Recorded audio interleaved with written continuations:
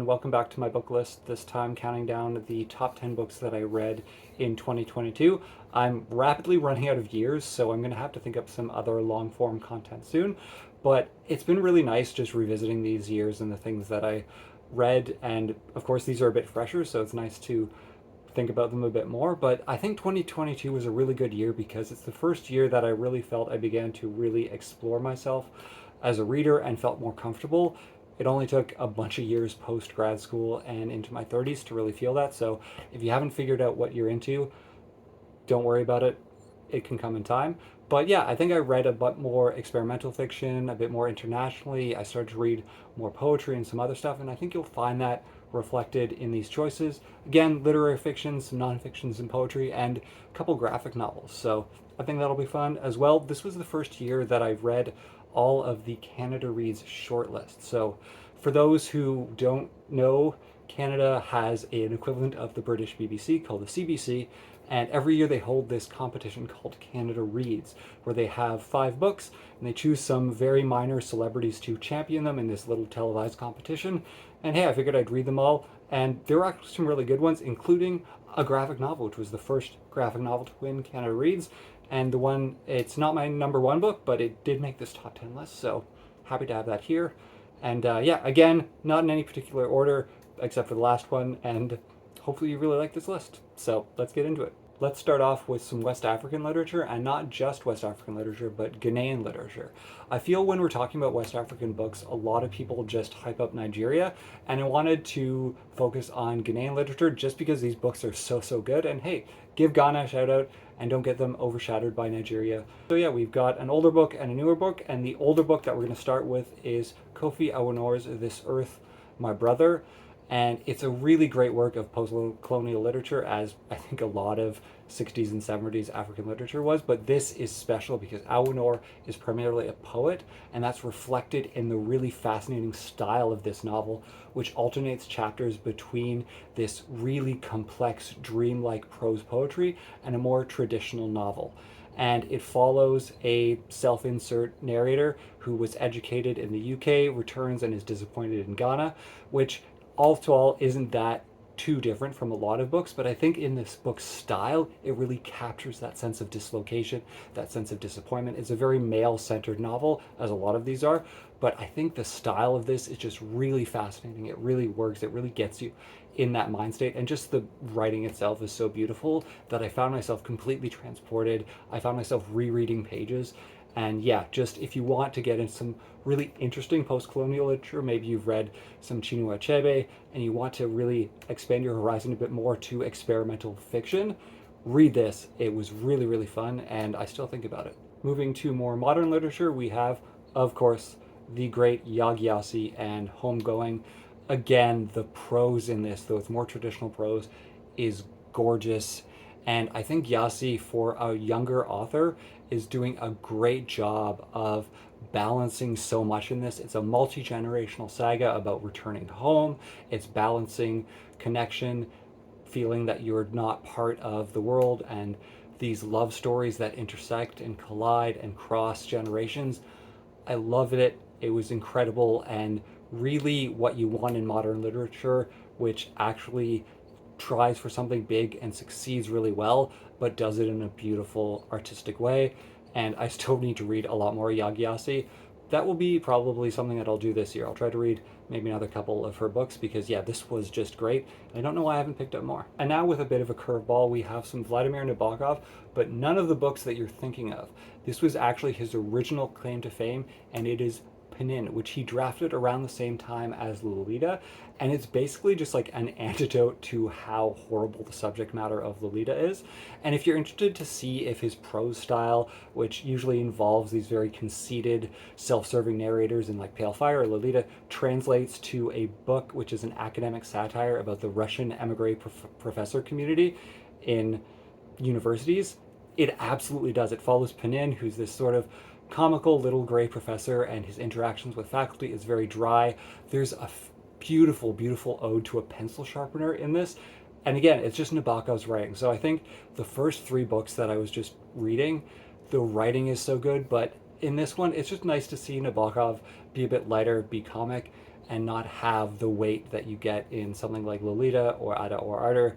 And yeah, Pnin, if you haven't read it, it's a really fun entry-level Nabokov where you get his writing, but you get a bit of a looser, lighter academic satire. Pick it up. And of course, you know me, I have to plug some Canadian literature. And this is actually what I consider the greatest Canadian novel of all time. It's super underread. Some people it's very divisive for, but I loved it. It's Sheila Watson's The Double Hook, which is a very short novel, almost a novella, which takes place in the west coast of Canada. It's really the only book she ever wrote. And it has this, again, beautiful jagged prose style, and it just follows a frontier town where everyone knows each other, the various scandals. But again, it's the transportation that the book gives you, and it has this coyote spirit haunting things, these dark characters, and so there's this little indigenous aspect to it that is just hinted at in this colonial town, but it feels like a Canadian novel because it's a Western Canadian novel, which I feel you don't get a lot of, and it is this colonial expansion, this small town frontier community before civilization really took off in the great towns of urbanization. And it does marginalize Indigenous people, but it is in a really interesting way, and I think it really reflects a spirit of Canada, again with really beautiful prose. So it's a very divisive book, and the people that I've recommended to, some people love it, some people absolutely did not get it, but I maintain it's the greatest Canadian novel of all time. If you do read it, please let me know in the comments what you think. If you have read it, please let me know sooner. And yeah, I will continue to defend this book. And now, halfway through, my second Canlit recommendation, which was the winner of Canada Reads, it is Kate Beaton's Ducks, 2 Years in the Oil Sands. You might have come across Kate Beaton just on the internet. She was just a webcomic artist. She did Hark a Vagrant, which are these funny historical and literary comics. But this is a memoir of 2 years that she spent working in the Alberta oil sands, which is essentially a very roughneck place, way more men than women. And so she worked just on a crew that was supplying stuff to the oil rigs, and it is her small stories. And what it is, it's an accumulation. Each story might only be a couple pages or single page, and it's the gradual growth of like the weight of misogyny, these small remarks that add up to this sense of horror.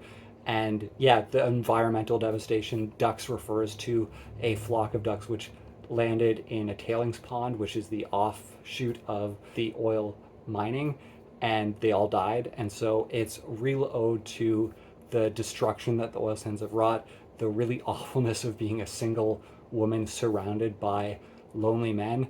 And yeah, it's a really good read in this black and white graphic novel, and it won Canada Reads deservedly. It's an incredible book. Please pick it up if you want to know more about Canada's oil sands. And hey, why not throw in another graphic novel? This is Jillian Tamaki's Boundless, which I think is also Canadian, but it is also really fun, and it reminds me of a graphic novel sort of version of Ted Chiang, where it takes like a little idea and spins an interesting story that explores that, but it's a lot less scientific, science fiction-y than Ted Chiang. It's more just a sort of fun and spiritual way of exploring those ideas, but I really enjoyed this. It doesn't have any sort of heavy-handed metaphors like Black Mirror or anything, but I found it's a really great way to think about things differently, and I really enjoyed this book as a different way of examining things. And again, hey, it works as a short story collection too, so pick it up. It's a really unique, I think, way of telling stories. On to poetry recommendations, I have Richard Siken's Crush, which was published in the early 2000s, and I don't think Siken's really published much since, but he was a really young poet when he wrote this, and this is great. He's a gay man, but it's a really interesting exploration. It's almost like a noir Hollywood exploration of young sexuality. There's a whole bunch of themes that keep repeating, and it made me really think of film in that repetition, that frame by frame, and the imagery. And yeah, just a really evocative short collection of poetry that I think everyone has been reading since, just because it's so good, it's so singular, and it's so visual, and it's such a very interesting slice of perspective, and I think that sort of vibe is really good. So yeah, and of course the poetry is beautiful and amazing and really evocative. So yeah, Richard Siken's Crush, if you haven't checked it out, really good, and probably one of the more popular things I will be recommending. And now a couple nonfiction recommendations, and eternally I am going to be recommending to you Dionne Brand, again, a Canadian author I consider the Canada's greatest living writer, and she writes poetry, she writes fiction, she writes essays, and this is her essay collection, one of her older ones called Bread Out of Stone. And honestly, for people who really like Audre Lorde as sort of an American perspective, I advocate for you to read Dionne Brand as a really interesting Canadian perspective. She's an immigrant. She came here in her young adulthood.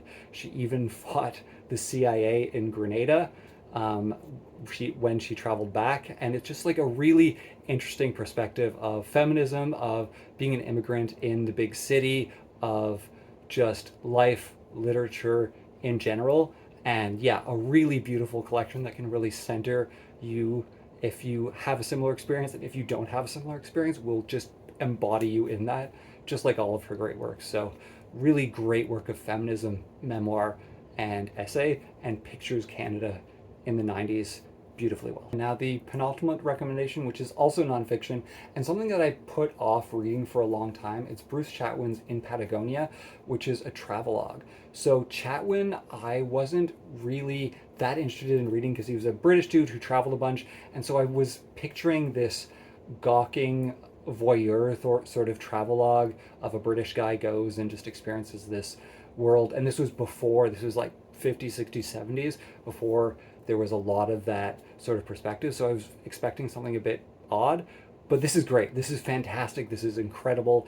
And it's a really interesting, it's almost more a collection of folk stories than it is a travelogue. He just goes to places in Patagonia, which is the very, very southern tip of South America, in Argentina and Chile, and just interviews the weird, isolated people that have been there for generations or just moved.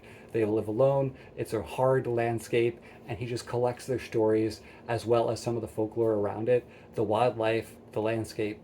And yeah, it will absolutely transport you to a whole different place. It feels like a lost world, but it doesn't feel like it's exploitative or that he's looking down on anyone. It's just a book that's fascinated by humanity. And I found it really, really good. And yeah, pick up some Bruce Chatwin. Now, finally, the top book that I read in 2022. If you've watched my TikTok videos, this will come as no surprise to you, but this is Fernanda Melchor's Hurricane Season, a book which I read in the original Spanish. It's a Mexican novel, and it hits you exactly like a hurricane. It is a wall of text, these long, long, long paragraphs of gossip, of rumor mongering. It's basically a isolated woman is killed in her hut.